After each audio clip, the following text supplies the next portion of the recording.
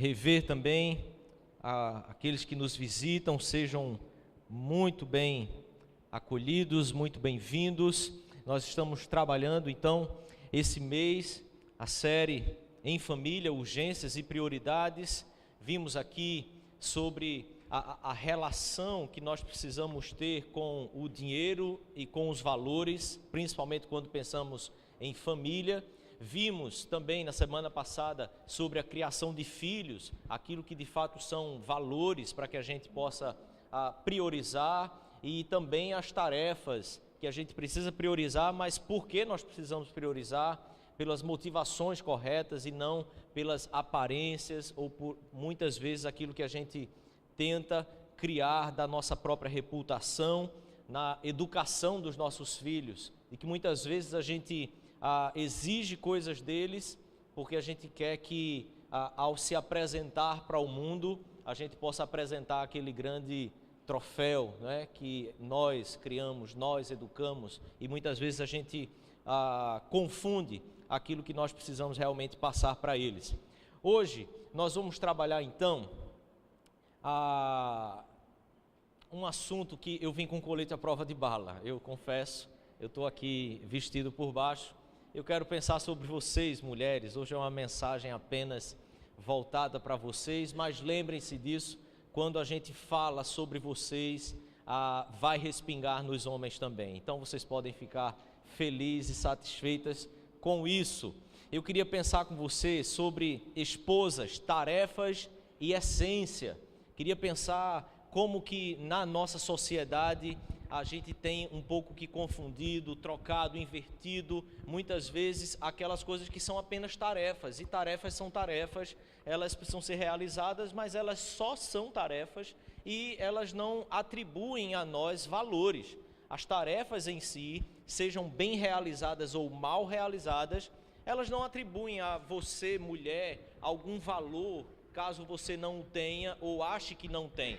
Mas então eu queria pensar com você, antes de tratarmos sobre algumas verdades da palavra de Deus, pensar sobre a sociedade onde o evangelho se espalhou, quando Jesus veio ao mundo, quando a igreja começou a propagar o evangelho, a sociedade onde esse evangelho se espalhou de maneira poderosa, de maneira assim grandiosa, de fato, é uma sociedade que tinha como pensamento algumas coisas a respeito das mulheres.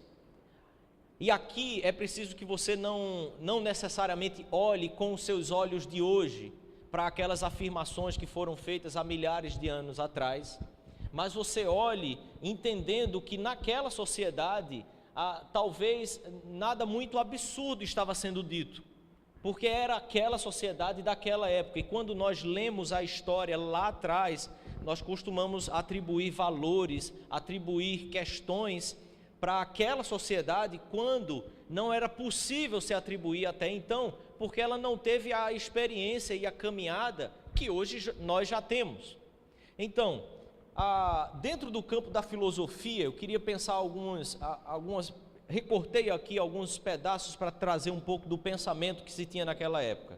Para Pitágoras, em seu livro escrito Versos de Ouro, veja, são versos de ouro, escreveu: existe um princípio bom que criou a ordem, a luz e o homem, e um princípio mau que criou o caos, as trevas e as mulheres. Já pensou você? Essa é a sociedade, esse é o contexto onde o evangelho chegou, onde Jesus veio em carne, em osso, onde Deus se encarnou. Para Eurípides, ele afirma também sobre as mulheres a seguinte coisa: o mais temível dos males. Eu não sei que tipo de mulher esses homens conheceram na vida deles, honestamente.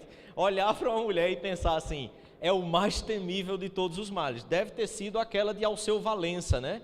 Da música. Mais para frente, Aristóteles já desenvolve um pouco mais aí o pensamento e diz assim, que para a mulher faltava alguma coisa para ele. Primeiro, a mulher era um homem incompleto. Quando eu falo assim para Aristóteles, para Pitágoras, é preciso que você entenda que eles eram as mentes pensantes, eles estavam sendo aqueles que estavam formando a mentalidade naquela época e naquela sociedade que se abrangia de forma tão unificada por causa do Império Grego, o Império Romano. Tudo isso é o que está se espalhando. É um mundo globalizado, que não é apenas esse nosso mundo hoje que sofreu esse efeito da globalização. Eles lá também sofreram, mas eles levavam anos e anos e anos a mais do que a gente. E hoje a coisa é só mais rápida. Essa é a diferença. A mulher, em segundo lugar, é passiva e receptora, enquanto o homem é ativo e produtivo. Por essa razão é que, em terceiro lugar, ele diz assim: o filho do casal, por exemplo, herdava apenas as características do pai. Você já pensou? Que verdade tão incoerente. Porque, afinal de contas, os filhos nascem e a gente olha para a cara deles e a gente sabe quando ele realmente puxou ao pai, puxou a mãe. E o que é que acontecia quando o menino nascia e eu olhava assim e disse: mas esse menino só tem mãe? Não tem pai não? Porque é a cara da mãe. Onde é que se sustentava? Entende essas verdades para aquela época? Na perspectiva religiosa, dentro do aspecto da religião, pensando em religiões também antigas, a Buda, no seu primeiro sermão, falando aos monges, ele afirma que não se deve nunca se dirigir a uma mulher ou olhar para ela, a não ser em caso de necessidade.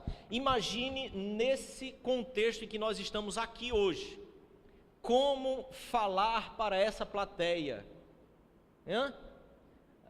tentando selecionar apenas os que estão no meio, mas tentando livrar os olhos de vocês, mulheres. Isso é um contexto da religião também, que está ali agora num contexto mais oriental, mas que tudo isso estava permeando e formando aquela sociedade. Mais para frente, no contexto da religião judaica agora, que é a religião de Jesus, que é o contexto também onde a igreja nasce e vai se espalhar pelo mundo. No contexto judaico, a mulher devia o esforço total de lealdade ao esposo, total lealdade, mas por princípio, veja só, ela tem uma obrigação de total lealdade ao seu esposo. Ok, alguém discorda disso? Depois que casa tem que ser totalmente fiel? Não, mas por princípio era considerada como naturalmente infiel e desvirtuada e falsa. Você já pensou que contexto social agradável para vocês viverem? A sua palavra diante de um juiz não tinha valor algum. Seu juiz, eu vi, foi isso que aconteceu. É como se não fosse nada. Você é mulher, não pode dizer nada a respeito disso. Mas ninguém mais viu, só eu. Então não importa, então não aconteceu. Era assim. O uso do véu era um sinal de respeito, proteção e de que ela estava devidamente casada. Naquela época, não apenas a cultura judaica, mas também as culturas do Oriente mais distante, também faziam uso do véu em diversas regiões, diversas religiões. O uso do véu, então, ele é uma expressão extremamente cultural, é uma expressão ou um uso extremamente aceito em todas essas religiões, e também nos contextos helenistas também eram aceitos, porque inclusive mulheres que se dirigiam a homens, ou que mulheres que andassem na rua com o rosto descoberto, era como que um sinal em que ela estava aberta para qualquer um, em que ela podia ser tomada por qualquer um. É nesse contexto, então, que a humildade de Jesus vem e surge como uma total subversão daquela cultura, total subversão daquele contexto. Queria pensar então com você como que na vida de Jesus, essa humildade dele no caminhar na face da terra é extremamente subversivo. Primeiro, João capítulo 4, você encontra Jesus falando com uma mulher, dirigindo-se a uma mulher que é mulher samaritana. Naquele contexto, nesse contexto que nós estamos aqui montando meio que um pano de fundo, Jesus então está caminhando, Jesus está indo de uma cidade para outra e ele se encontra com uma mulher que pertencia a um povo que, por causa das divisões das tribos judaicas há séculos atrás, esse povo mantinha uma rixa, um confronto constante. E um homem judeu não podia se dirigir a uma mulher na rua, mas a uma mulher samaritana o pecado ainda era muito mais grave. E diante desse contexto sociocultural, Jesus se dirige a essa mulher, e quando você observa o texto, a mulher olha para aquilo de forma estranha também. Ela se impressiona com aquilo, ela acha aquilo esquisito. Como é que ele, sendo judeu, ele está se dirigindo a ela, que é samaritana e ainda mais, é uma mulher? Então a situação sociocultural é muito grave nessa total humildade que Jesus caminha e usa aqui na face da terra, porque é parte do seu ser. Isso não está dissociado do ser de Jesus. Mas também Jesus mantinha entre os seus discípulos e seguidores diversas mulheres. Então imagine você num contexto como esse, em que a mulher era enxergada dessa forma.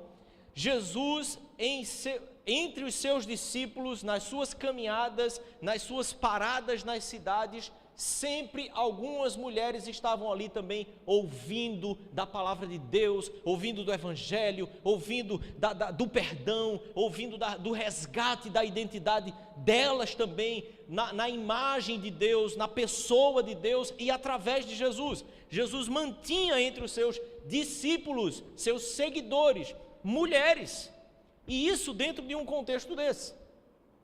Terceiro lugar, há uma das situações que são mais contundentes para a cultura, é Jesus perdoando uma mulher adúltera, a qual os judeus, por lei, apedrejavam até a morte.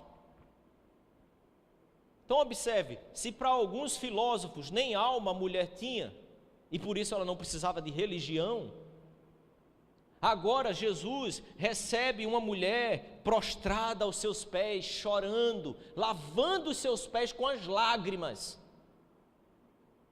E Jesus perdoa essa mulher na frente dos religiosos que estavam com ele também. A humildade de Jesus dialoga e entra no nosso contexto, na nossa sociedade, de forma a retirar todos os pressupostos equivocados que nós construímos e que se torna cultura, e que se torna aceitável, que se torna legítimo, porque tudo que é cultural, tudo que é religioso, de certa forma, sociologicamente, legitima as ações.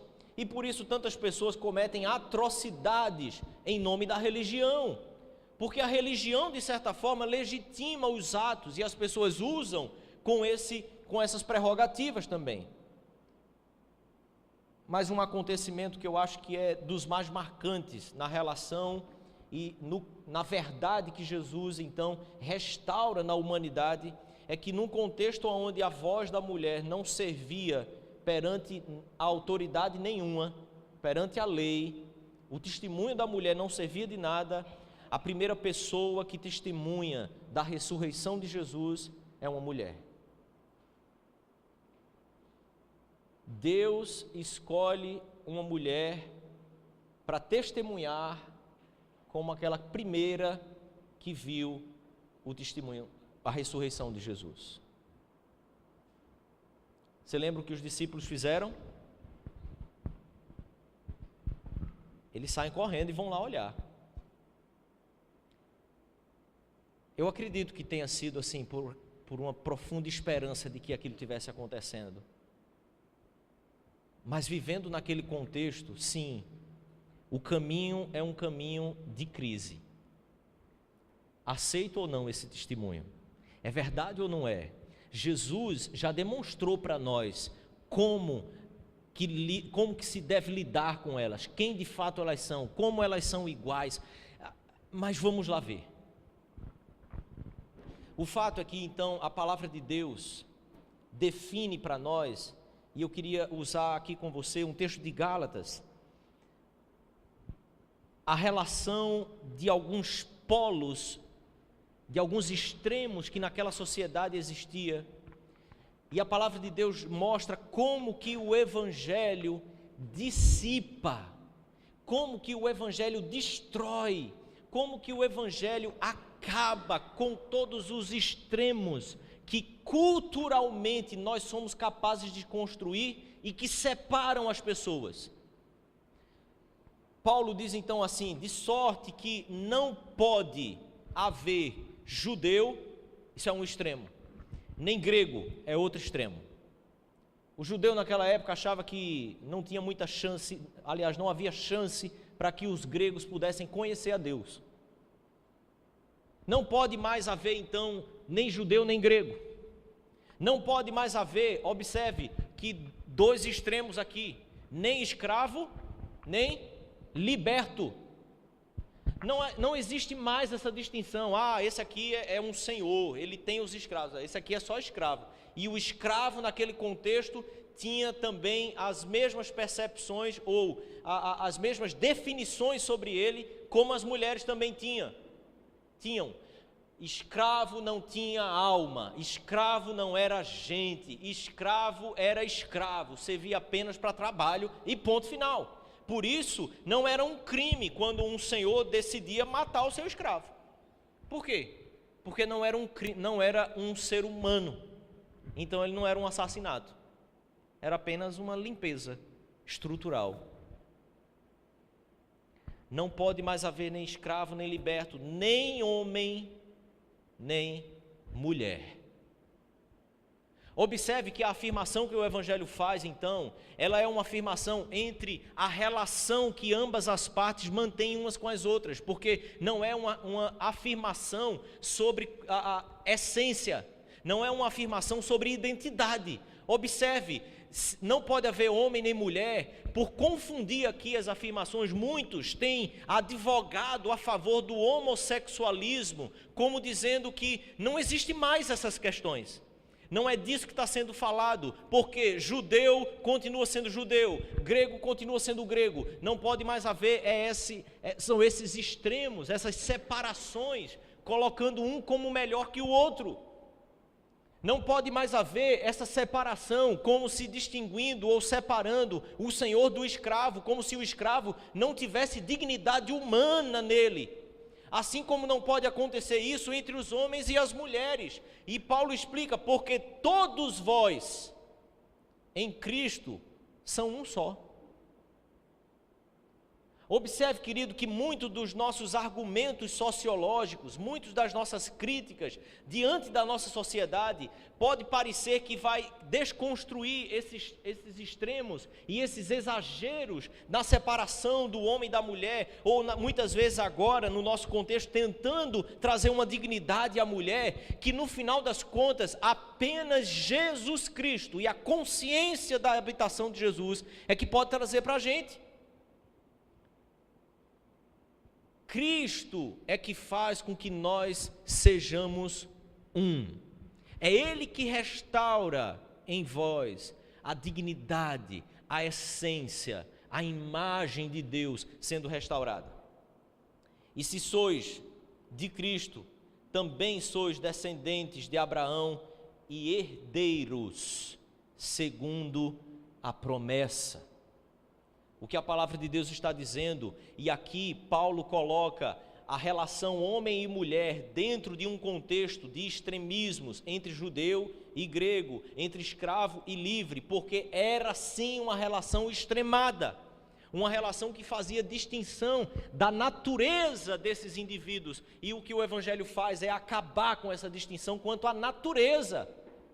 Nós somos de Deus, nós somos de Cristo, e em Cristo temos a mesma dignidade, herdamos as mesmas promessas, as mesmas bênçãos que Deus tem para o seu povo. Homem e mulher recebem e podem gozar dessas bênçãos. O Evangelho é que faz essa união de novo, o Evangelho é que acaba com essa separação. Mas, na igreja de Corinto, essa verdade do Evangelho gerou e causou algumas coisas diferentes. 1 Coríntios capítulo 11, do versículo 2 ao 12, Paulo trata aqui com a igreja de Corinto sobre a questão do véu. O véu que falamos aqui, que era um uso comum, normal naquela sociedade, o véu que era sinal de respeito, sinal de que ela estava devidamente casada, ligada a alguém. O uso do véu era um uso sociocultural religioso. Mas o Evangelho, então, chega a esses irmãos e a mensagem libertadora do Evangelho chega para essas irmãs dessa igreja também. Alguns pensam que toda a celeuma que estava sendo causada aqui na igreja de Corinto era porque naquela época já havia alguns movimentos libertários, alguns movimentos que eram em prol das mulheres, ou seja, essa ideia de movimento feminista ser uma coisa desse século, essa é uma ideia extremamente infundada. Naquela época, mulheres já saíam às ruas para lutar pelos direitos delas. E você sabe o que elas faziam? Elas raspavam a cabeça. Algumas do Greenpeace resolvem tirar outra coisa, né? Tirar a roupa. Naquela época elas raspavam a cabeça, tiravam os cabelos e iam para as ruas manifestar-se pelos direitos delas. Outras não raspavam a cabeça, mas iam para as ruas sem o véu. Alguns acreditam que as irmãs da igreja de Corinto foram influenciadas por esses movimentos, e aí disseram assim: agora eu vou para o culto sem véu também, não quero mais saber desse negócio, nós não somos iguais, vou para o culto sem véu. Aí quando entrava nas reuniões, nas casas, que não eram espaços assim tão grandes, aquele mal-estar, né? Eita. O dono da casa que estava recebendo os irmãos, hein? A crise agora se estabelecendo. Paulo então resolve entrar nessas questões, com o detalhe de que desde o capítulo 9 ele vem tratando exatamente sobre questões culturais. Ele vem trabalhando ali, deixando as questões culturais muito bem estabelecidas e tendo os seus devidos lugares. A gente não precisa necessariamente estar batendo na cultura por causa da palavra de Deus, do Evangelho, mas que a cultura tem seu lugar também. Então Paulo entra agora nessas questões da igreja de Corinto e nos lembra aqui de algumas coisas, lembra a eles de algumas coisas. E ele diz assim: de fato eu vos louvo, porque em tudo vos lembrais de mim e retendes as tradições, assim como vos-las entreguei. Paulo já inicia falando bem dos irmãos. Veja, toda a fala de Paulo, que inicia com alguns elogios, tenha certeza, depois vai vir o machado vai ser posto à raiz. Quero, entretanto, que saibais ser Cristo o cabeça de todo homem, e o homem o cabeça da mulher. e Deus, o cabeça de Cristo. Paulo vai tratar sobre uma questão do uso do véu ou não usa véu. Usa véu ou não usa véu. Como é que faz? Pode ou não pode? Para onde nós vamos? O início do argumento de Paulo é a relação da Trindade, sendo exatamente a origem de todas as nossas relações, por onde todas as nossas relações precisam beber e serem influenciadas para nós termos relações equilibradas na face da terra. Queria pensar então com você que, quando Paulo diz assim, vocês lembram de mim, há aqui já uma lembrança de quem é Paulo. Quem é Paulo para a religião, quem é Paulo para a igreja cristã. Paulo foi perseguidor da igreja cristã. Milhares de cristãos foram mortos por causa da perseguição que Paulo inclusive encabeçava contra eles. Paulo é um judeu farisaico, ele tem uma origem extremamente arraigada na religião judaica. Lembre-se do que é que a religião judaica pensa sobre as mulheres. Paulo então diz assim, olha, que bom, vocês lembram de mim, vocês guardam as tradições, e tradições aqui já são os ensinos que foram consolidados ali para a igreja, os ensinos que eles já receberam da parte dos apóstolos, mas eu quero, entretanto, que vocês lembrem da seguinte questão: a nossa relação aqui na terra, a nossa vida aqui na terra, ela não está se baseando nas influências culturais, nas influências religiosas, ela está se baseando em Deus, em Cristo Jesus e naquilo que eles ordenaram e determinaram para as nossas vidas. E isso serve para homem e para mulher. E então, o exemplo de hierarquia que Paulo coloca aqui, não é um exemplo que trata de uma hierarquia segundo a sua identidade ou a sua natureza. Paulo está trazendo aqui para nós a grande verdade de que a submissão que o homem tem para Cristo e a mulher tem para com o homem, tem como base a submissão que Cristo tem para com Deus Pai. E que na teologia cristã, no Evangelho, Deus Pai e Deus Filho têm a mesma natureza, a mesma dignidade, a mesma glória, a mesma santidade, a mesma eternidade, o mesmo poder. A essência é a mesma, porque se fosse essência diferente, nós não creríamos num só Deus, nós teríamos vários deuses. Teríamos um Deus que se chamava Deus Pai, um outro Deus que se chamava Deus Filho e um outro Deus que fosse Espírito Santo. Mas não é assim que a teologia cristã ensina. O que Cristo nos revela nos seus evangelhos é que Deus Pai, Filho e Espírito são um só. E por serem um só, se relacionam nessa hierarquia ou nessa economia da Trindade de forma profundamente tranquila e unida. Não existe crise entre Deus Pai e Deus Filho. O Filho não ficou fazendo muxoxo quando Deus Pai estabelece a missão para que Ele viesse nos resgatar, para viver nesta relação, dentro desta relação da Trindade, desta relação de Deus Pai, Filho e Espírito, com a mesma pureza e a mesma santidade e a mesma unidade pelo sangue de Jesus. Então Paulo diz assim: Cristo é o cabeça do homem, o homem é o cabeça da mulher, e o cabeça de Cristo é Deus.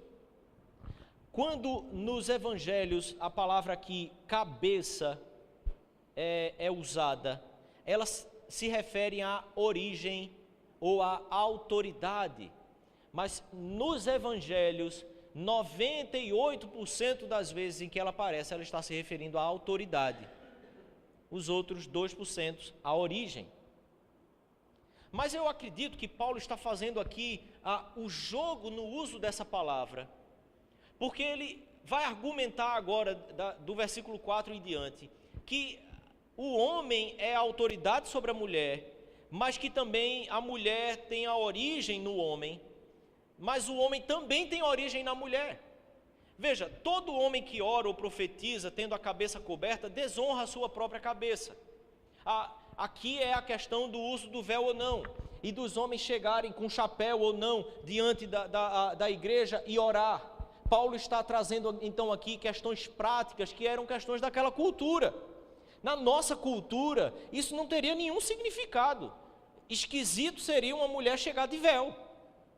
Esquisito seria quando você vê um cara debaixo de um sol de rachar, e aí se ele for orar, ele tira o chapéu assim, e você talvez olhasse para eles assim, rapaz, como era interessante antigamente, né?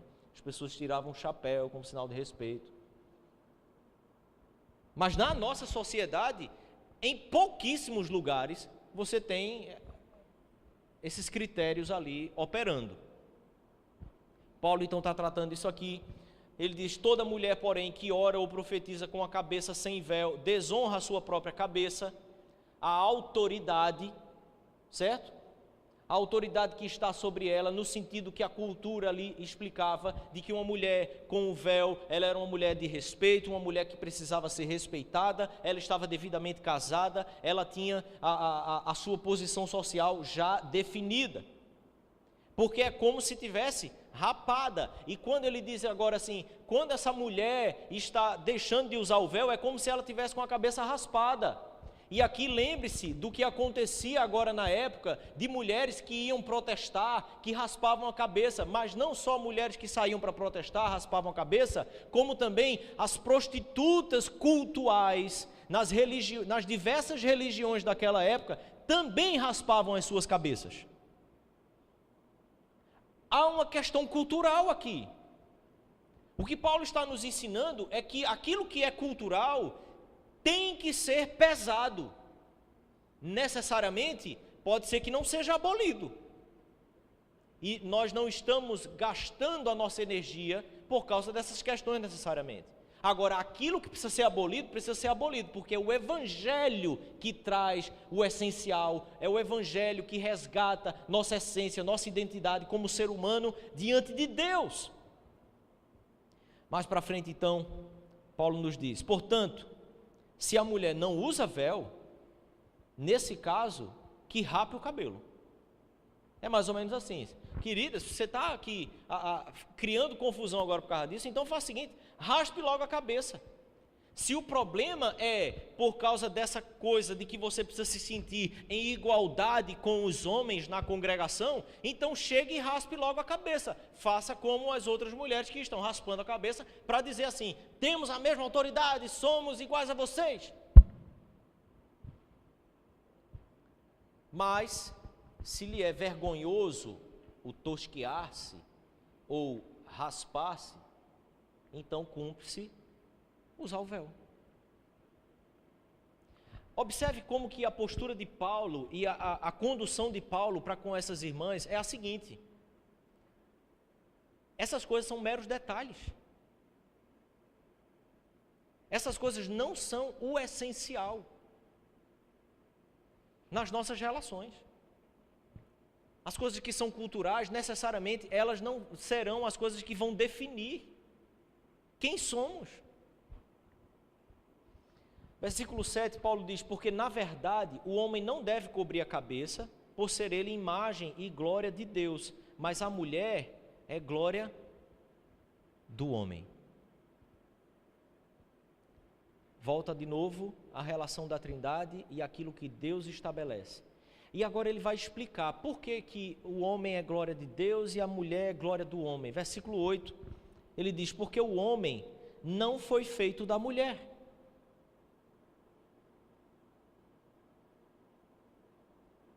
e sim a mulher do homem.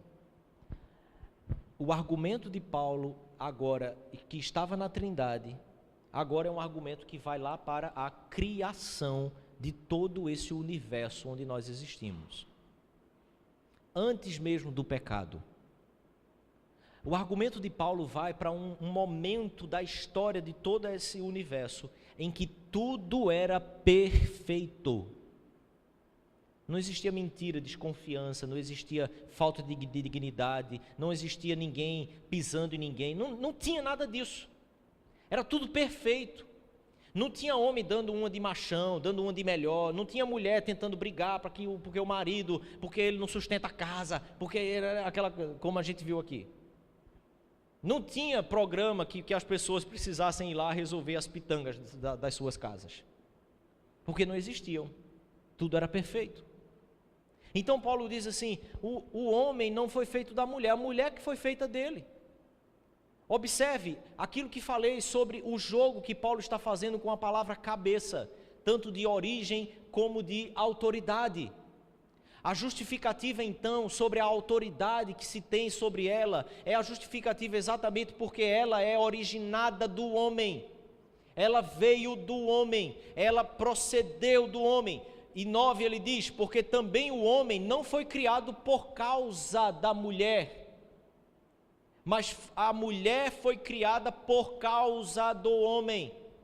Observe, quando Paulo então agora está dizendo aqui que houve um motivo para o homem ser criado, e o motivo não foi a mulher.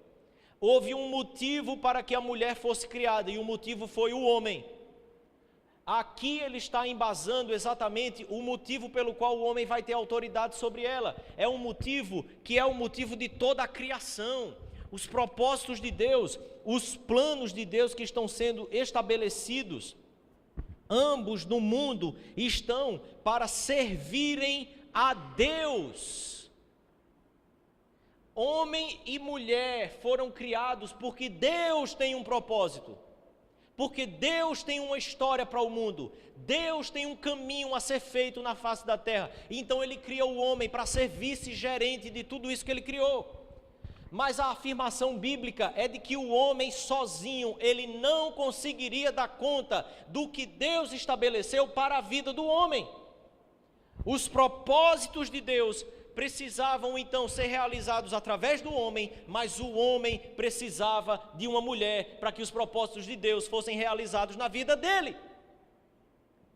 Paulo então está dizendo, como muitas vezes já disse aqui, o homem é volante, mas a mulher vai ser a roda. E que se você não tiver a roda desse carro, querido, você pode ficar lá seguro no volante, ouvindo seu som, mas não vai para lugar nenhum. Nenhum. Agora, mulheres, entendam uma coisa. Quando Deus criou vocês para serem a roda desse negócio, Ele não estava pensando em fazer alguém de menor dignidade em vossa natureza. Onde nasceu esse problema? Nasceu com o pecado. O pecado começou a fazer com que o homem olhasse para a mulher de forma diferente e a mulher olhasse para o homem também de forma diferente. Então o problema do homem não é a mulher, assim como o problema da mulher não é o homem, é o pecado.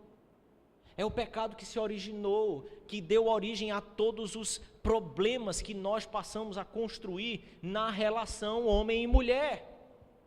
Porque o que Paulo vai nos dizer então, versículo 10, portanto, deve a mulher, por causa dos anjos, trazer véu na cabeça como sinal de autoridade. Deixa eu pontuar rapidamente isso aqui, o tempo está correndo.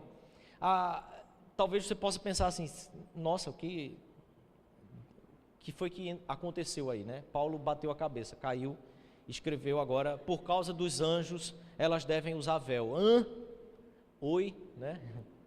A tela azul, né?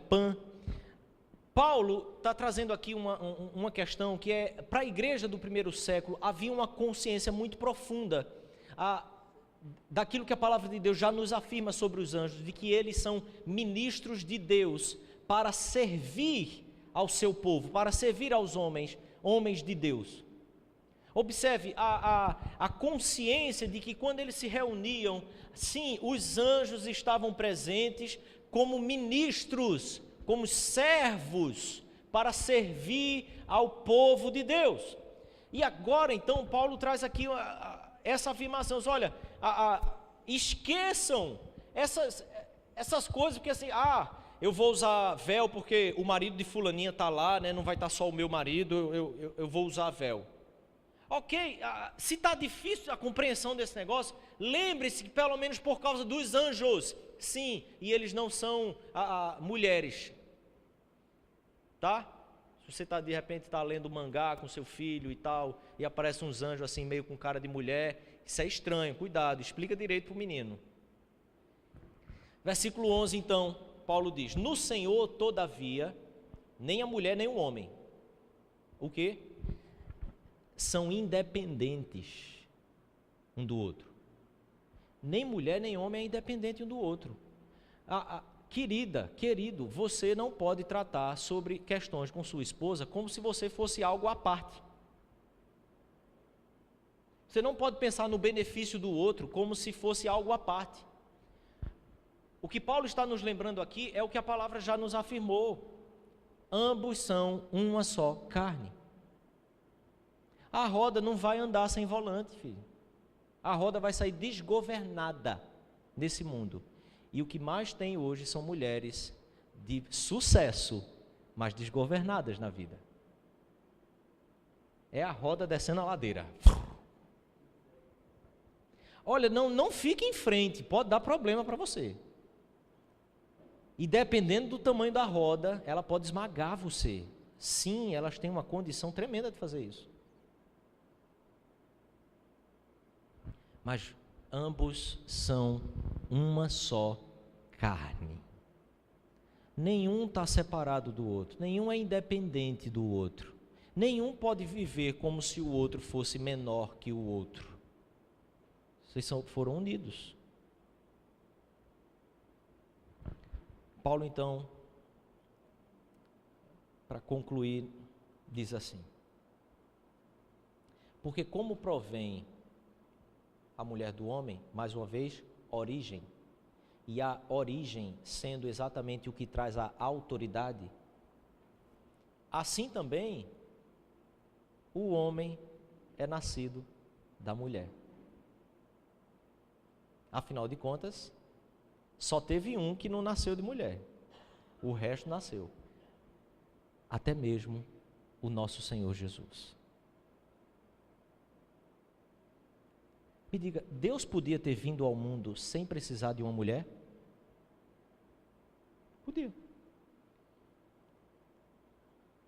Mas Deus tem crise quanto à identidade dele?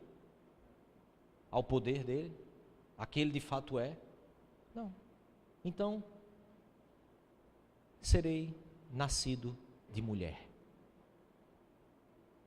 E ele vem ao ventre da mulher e nasce da mulher. E por causa disso, talvez você possa pensar assim, como mulher: se o Senhor Jesus nasceu de uma mulher, então as mulheres são muito melhores do que os homens? Tolice.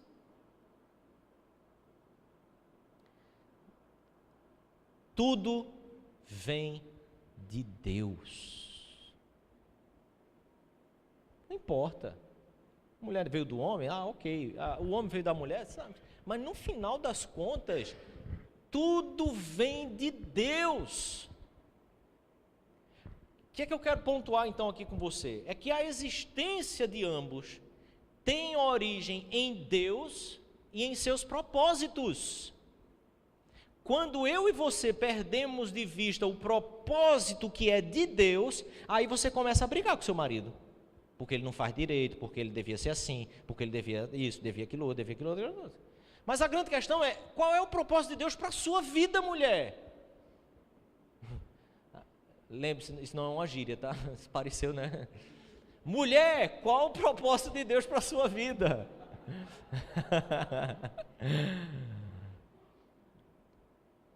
A questão não é se o homem está indo bem ou não.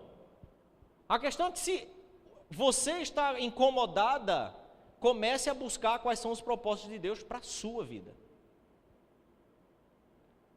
Porque a existência de ambos tem origem, se origina, só tem sentido quando nós entendemos que nós viemos de Deus e existimos para Deus. Segundo, Segundo, não. Resgatando, então, essa essência. Algumas afirmações no meio de tudo isso. Ok. O que é que a gente pode concluir aqui? O valor da mulher foi perdido com o pecado. Lembre-se, o valor da mulher não foi perdido por causa da história, do machismo, porque os homens são mais fortes, aí terminou que eles oprimiram as mulheres e tal. Foi por causa do pecado. Antes do pecado, homem e mulher tinham as mesmas raízes dos seus nomes. Você sabe que no hebraico não tem a vogal, é só consoante. Então estava lá, o homem tinha as mesmas 3 letras, mulher as mesmas letras. A única diferença que tinha era quando se pronunciava. Um ia ter o som de I com o A, o outro ia ter o som só de I. Mas isso só quando se pronunciava, porque eles não usavam vogais. É o mesmo nome. O mesmo. Após o pecado, o que acontece? Ela vai se chamar Eva. Mudou. Porque ela será mãe de muitos. O valor que você, mulher, tem, ele é perdido sim, na vida do pecado. Mas ele só pode ser resgatado em Cristo Jesus e por Cristo Jesus. Nada mais vai resgatar. O que eu quero então fazer uma segunda afirmação é que a valorização da mulher pelas tarefas que ela consegue cumprir, às vezes até melhor do que os homens, é utilitarismo. Não se submeta, você, mulher, a ser usada como uma coisa.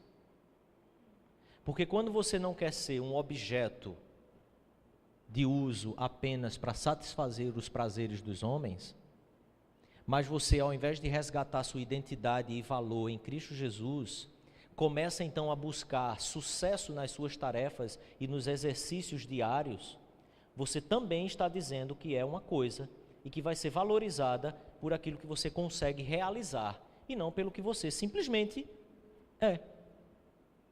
Ser humano, criada à imagem e semelhança de Deus. Entende isso? Essa valorização pelas tarefas que elas conseguem cumprir hoje, nada mais é do que um grande mercado que tem se utilizado de forma muito eficiente da vida das mulheres. Aí ela cansa, não consegue dar conta, mas como disse a música que cantamos no início, ela sabe fingir bem, passa uma maquiagem, tá com olheira, toma pó, corretivo, o homem não consegue fazer isso. Se tiver com olheira, chega no trabalho, todo mundo sabe. A mulher, meu amigo, botou a maquiagem ali, tá tudo bem. 3. A mulher que reencontra seu valor essencial não precisa das tarefas para a sua autoafirmação. É uma construção isso. Quando você reencontra seu valor de dignidade segundo a imagem de Deus que foi resgatado por Cristo Jesus, você não vai precisar ficar realizando, levando tapinha nas costas, dizendo assim, como você é competente, como você é isso, aquilo outro. Por quê? Porque não são as coisas que podem trazer valorização para você, mas Cristo, trazendo de volta a imagem e semelhança de Deus perdida por causa do pecado. Nem o homem nem a mulher podem caminhar sozinhos ou ficar reivindicando prioridade. Essa é uma afirmação do Eugene Peterson. Nem o homem nem a mulher podem caminhar sozinhos ou reivindicar prioridade. Eu venho em primeiro lugar. Não, eu sou líder. Assim, querido, a humildade de Jesus nos ensinou que a liderança é quem mais serve. Que o líder é quem mais se curva, o líder é quem mais se esforça, o líder é quem dá a própria vida por esse negócio. Mas homem é semana que vem. Vamos lá. 4. Deixe de lado essa discussão sobre quem vem primeiro. E para você, mulher pós-moderna, independente, porque nenhum nem outro são independentes. Isso aqui é importante. Deixe de lado essa discussão sobre quem vem primeiro. Cada um ponha-se no seu lugar por causa de Cristo. Por que você tem que buscar o papel que Deus criou para você? Por causa do seu marido? Não. Porque não tem um bom suficiente para isso. É por causa de Cristo. Se você de fato crer que há propósitos de Deus para a sua vida, que há estabelecimentos de Deus para a sua vida, que Cristo resgatou a possibilidade de que essas coisas sejam reais na sua vida, então, ponha-se no seu lugar por causa de Cristo. Então, eu queria lhe chamar a essa conversão, porque nós não estamos falando aqui apenas de uma perspectiva cultural. Nós estamos falando sobre revelação de Deus pelo seu Evangelho para a vida de vocês, mulheres. Não é a questão se na nossa cultura, vocês vão trabalhar ou não vão, a gente não está tratando disso aqui. Vai usar véu ou não vai, pode usar calça ou não pode. Não é disso que o Evangelho está tratando. Então é um chamado à conversão, é um chamado à visão de Deus, é um chamado à vida de Deus, à vida de Cristo e ao serviço a Cristo, antes de servir a qualquer coisa e a qualquer um. O chamado, então, eu tentei defini-lo dessa forma. Tende em vós o mesmo sentimento que houve em Cristo. E embora sendo iguais aos homens, não julguem com usurpação o fato de serem iguais a eles. Sim, vocês são iguais. Mas antes, esvaziem-se de si mesmas, assumindo a forma de servas, gozando da plenitude de vossa humanidade. A si mesmas se humilhem-se, tornando-se obediente até a morte, levando sempre a vossa cruz. Porque nós não estamos falando sobre uma questão cultural, nós estamos falando sobre os propósitos, a vontade de Deus revelada em Cristo Jesus. Esse chamado à conversão nada mais é do que um paralelo, uma paráfrase do que a palavra de Deus revela a respeito de Cristo Jesus. Filipenses capítulo 2, o texto nos diz assim: tende em vós o mesmo sentimento que houve também em Cristo Jesus, pois ele, subsistindo em forma de Deus, não julgou com usurpação o quê? Ser igual a Deus. Não é crise de autoridade aqui que a gente está tratando. É sobre percepção de si mesmo, essência. Ele não julgou com usurpação ser igual a Deus. Antes, porque ele sabe quem é, porque ele sabe do seu poder, ele sabe de sua glória. E isso para ele é normal, é o que ele é e ponto, nada pode mudar. A si mesmo se esvaziou, assumindo a forma de servo e tornando-se em semelhança de homens e reconhecido em figura humana, a si mesmo se humilhou, tornando-se obediente até a morte e morte de cruz. O lugar onde você, mulher, vai encontrar de novo aquilo que você nasceu para ser e é a cruz, é no pé da cruz, é na pessoa de Jesus.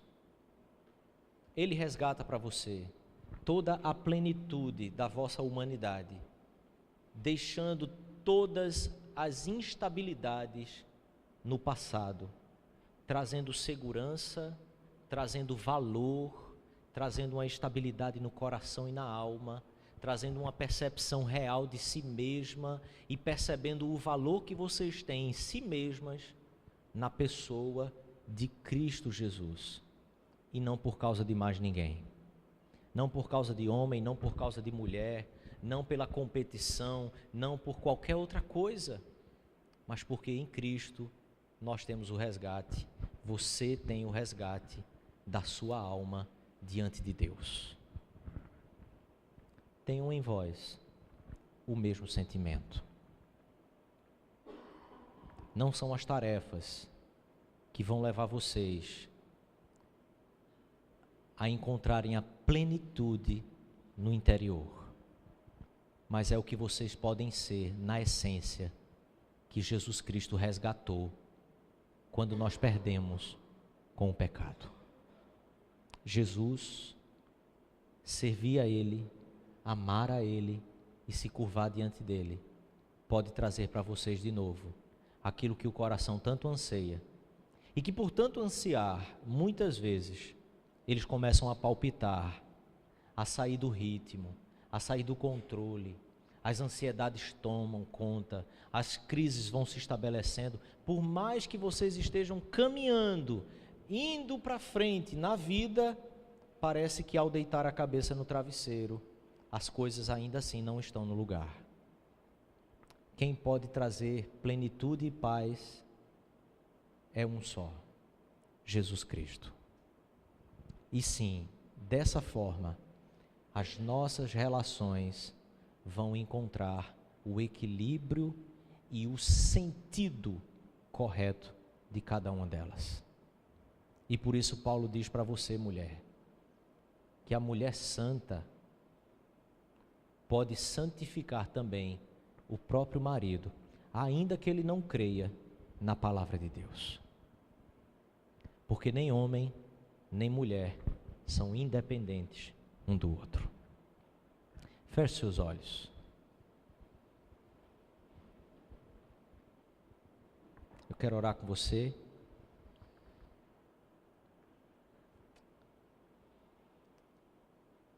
Senhor Jesus,